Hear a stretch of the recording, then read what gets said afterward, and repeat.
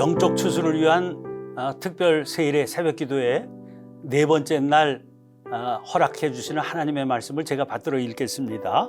출애굽기 20장 18절부터 21절까지의 말씀입니다. 뭇 백성이 우레와 번개와 나팔 소리와 산의 연기를 본지라 그들이 볼 때에 떨며 멀리 서서 모세에게 이르되 당신이 우리에게 말씀하소서 우리가 들으리이다. 하나님이 우리에게 말씀하시지 말게 하소서 우리가 죽을까 하나이다. 모세가 백성에게 이르되 두려워하지 말라. 하나님이 임하심은 너희를 시험하고 너희로 경유하여 범죄하지 않게 하려 하심이니라. 백성은 멀리 서 있고 모세는 하나님이 계신 흑암으로 가까이 가니라. 아멘. 시내산으로 모세를 부르신 하나님께서 하신 말씀입니다. 출애굽기 19장 11절 하반절입니다. 이는 셋째 날에 나 여호와가 온 백성의 목전에서 시내산에 강림할 것임이니. 오늘 본문은 말씀하신 대로 여호와께서 시내산에서 백성들의 목전에 강림하시는 장면입니다. 우레와 번개와 나팔 소리와 산의 연기로 두렵고 떨리는 장면이 전개됩니다. 이런 가운데 모세에게 하나님께서 십계명을 내려주십니다. 백성들이 두려워서 모세에게 이렇게 당부합니다. 20장 19절 하반절 말씀이지요. 하나님이 우리에게 말씀하시지 말게 하소서 우리가 죽을까 하나이다. 모세는 백성들에게 두려워하지 말라 그랬지만 결국 백성은 멀리 서 있고 모세는 하나님이 계신 흑암으로 가까이 가니라 그렇게 말씀하고 있습니다. 여기서 주목하게 되는 표현이 하나님이 계신 흑암이라고 하는 표현입니다. 흑암을 개역 성경에서는 암흑이라고 번역해 놓았고 새번역과 공동번역은 먹구름, 현대인의 성경은 짙은 구름 이렇게 번역하고 있습니다. 이 흑암은 히브리말 아라펠이라고 하는 말인데 어두움, 흑암, 빽빽한 구름, 짙은 구름 이런 의미의 말입니다. 성경은 하나님께서 그 아라펠에 계신다 그렇게 설명하고 있는 거죠. 출애굽기 24장 16절 말씀입니다. 여호와의 영광이 시내산 위에 머무르고 구름이 엿새 동안 산을 가리더니 일곱째 날에 여호와께서 구름 가운데서 모세를 부르시니라. 또 열왕기 상서 8장 12절 역대하서 6장 1절에 이런 말씀이 나옵니다. 그때 솔로몬이 이르되 여호와께서 캄캄한데, 여기 캄캄한데가 아라펠입니다. 캄캄한데 계시겠다 말씀하셨사오나. 여러분 뭘 알 수 있습니까? 빛이신 하나님은 캄캄한 흑암에 계신다는 겁니다. 그런데 이 흑암이라고 하는 말이 지닌 어감 때문에 이런 말씀들이 상당히 당황스럽지요. 고린도후서 6장 14절부터 16절 상반절을 보면 너희는 믿지 않는 자와 멍에를 함께 매지 말라. 의와 불법이 어찌 함께하며 빛과 어둠이 어찌 사귀며 그리스도와 벨리알이 어찌 조화되며 믿는 자와 믿지 않는 자가 어찌 상관하며 하나님의 성전과 우상이 어찌 일치가 되리요. 이렇게 말씀합니다. 여기서 빛은 의, 그리스도, 믿는 자, 하나님의 성전과 동일시되는 개념이지요. 어둠은 이와 대비되는 개념으로 불법, 벨리알, 이 벨리알이라고 하는 말은 사회에 해악이나 끼치는 불량배, 영적으로는 사탄과 그 하수인을 의미하는 말인데 어둠이 바로 이런 불법이나 벨리알이나 믿지 않는 자 혹은 우상과 함께 동일시되는 개념으로 그렇게 설명됩니다. 아니 그런데 하나님께서 그 어둠, 즉 흑암 속에 계시다니 당황스럽지 않을 수가 없습니다. 그런데 우리 히브리 말을 보면 어둠이라고 하는 의미의 두 단어가 있습니다. 지금 우리가 얘기 나누는 아라펠이라고 하는 말이 있고 또 한 단어가 호세크라고 하는 단어입니다. 호세크는 어두움, 캄캄함, 암흑, 비참, 불행 이런 의미를 지닌 말이거든요. 창세기 1장 3절부터 5절까지 말씀 보면 하나님이 이르시되 빛이 있으라 하시니 빛이 있었고 빛이 하나님이 보시기에 좋았더라. 하나님이 빛과 어둠을 나누사 하나님이 빛을 낮이라 부르시고 어둠을 밤이라 부르시니라. 저녁이 되고 아침이 되니 이는 첫째 날이니라. 그렇게 말씀합니다. 바로 여기 등장하는 어둠이 호세크입니다. 하나님이 창조하신 것은 빛이었습니다.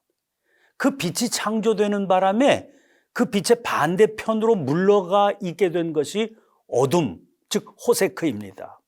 그러니까 이 호세크라고 하는 어둠은 하나님께서 창조하신 것이 아니지요.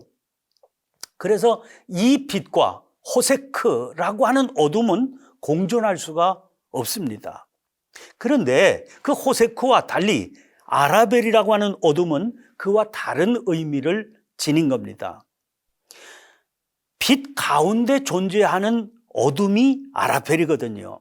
그래서 빛과 공존할 수 없는 어둠인 호세크와는 근본적으로 다른 겁니다. 이것은 감추어져 있기 때문에 보이지 않고 그래서 볼 수 없다, 그런 의미로 사용되는 어둠입니다.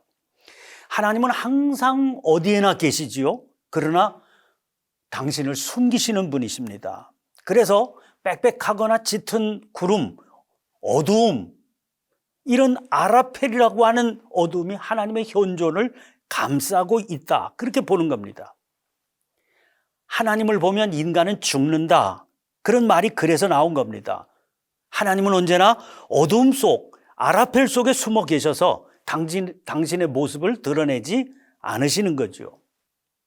그러면 우리는 어떻게 하나님을 만날 수 있을까요? 그래서 계시라고 하는 말이 등장하는 겁니다.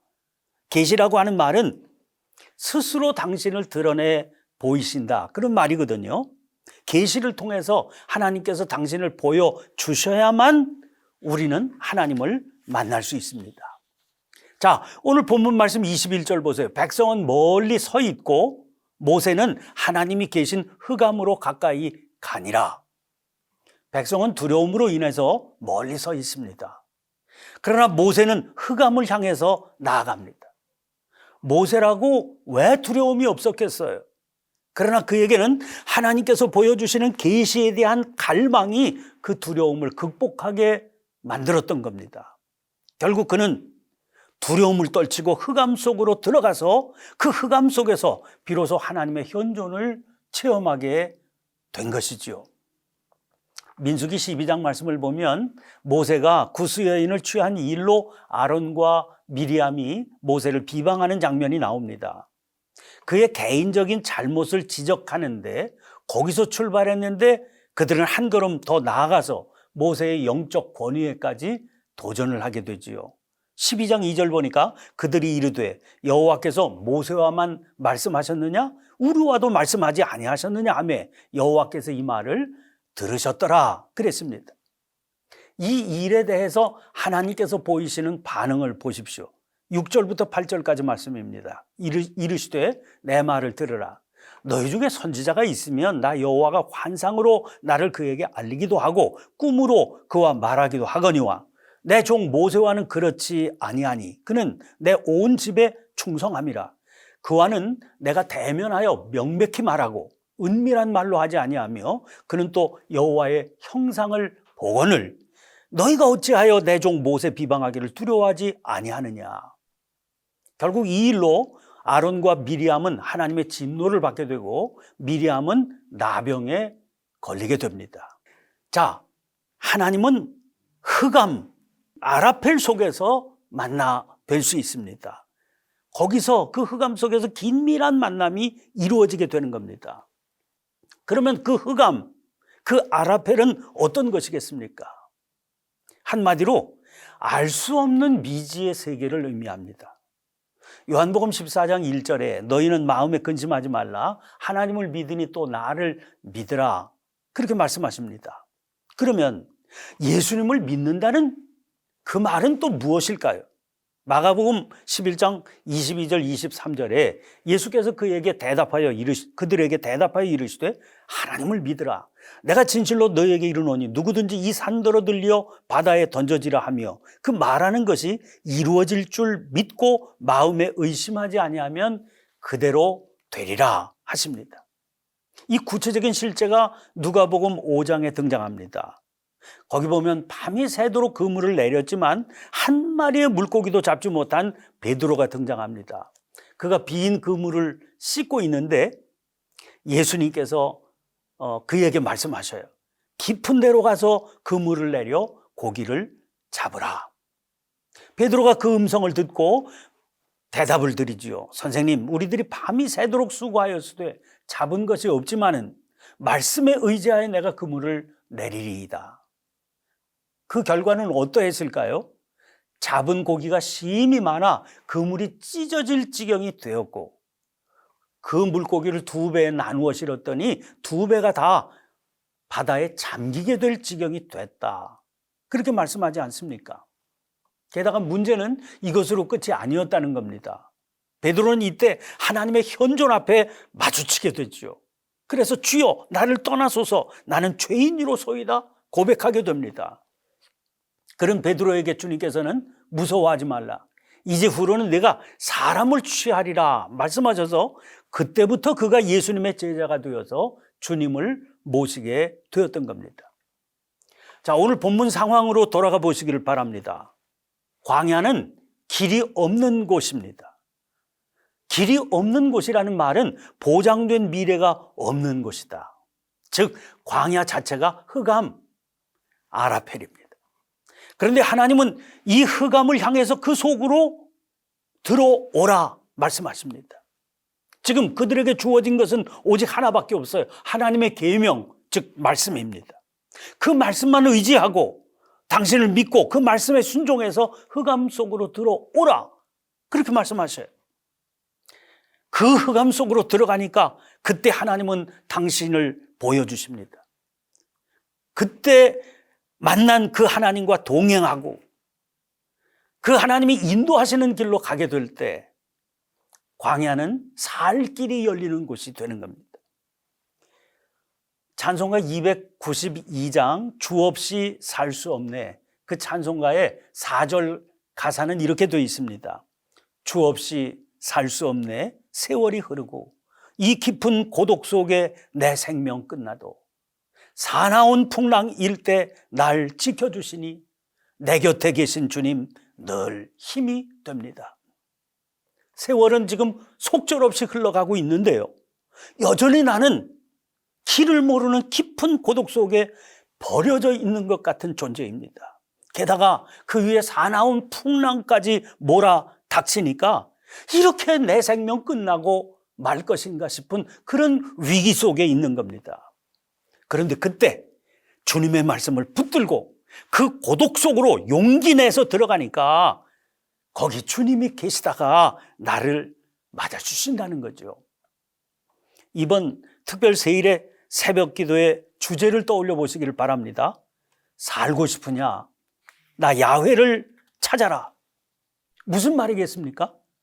믿음으로 알 수 없는 미래, 아라펠, 흑암 속으로 말씀을 의지하고 들어가라는 겁니다. 살고 싶다면 반드시 그렇게 하라고 말씀하십니다. 그러면 그 알 수 없는 미래, 흑암 속에 계시던 하나님께서 내 생명 지켜주시고 말씀대로 내 길을 인도해 주실 것입니다. 믿음의 귀한 역사가 이 광야 위에서 하나님을 만나는 일을 통해서 생명길로 나타나는 그런 기쁨 누리는 저와 여러분이 되시기를 간절히 축원합니다. 기도하겠습니다. 존귀하신 주님, 하나님을 믿는다고 하는 일이 아무것도 보이지 않고 미래가 보장되지 않는 흑암 속으로 뛰어 들어가는 것과 같은 일임을 일깨워 주시니 감사합니다. 생명의 말씀을 믿음으로 붙들고 알 수 없는 그 미래를 말씀 따라 들어갈 수 있는 저희들이 되게 해 주시옵소서. 소망 없이 살아가는 세상이 저희들의 삶에 나타난 놀라운 역사를 바라보며 살 길 찾아 함께 그 길로 갈 수 있는 놀라운 생명의 역사가 나타나게 도와주옵소서. 지금 저희들이 서 있는 광야가 생명길 활짝 열리는 축복된 환경이 되게 하여 주시옵소서. 예수님 이름으로 기도하옵나이다.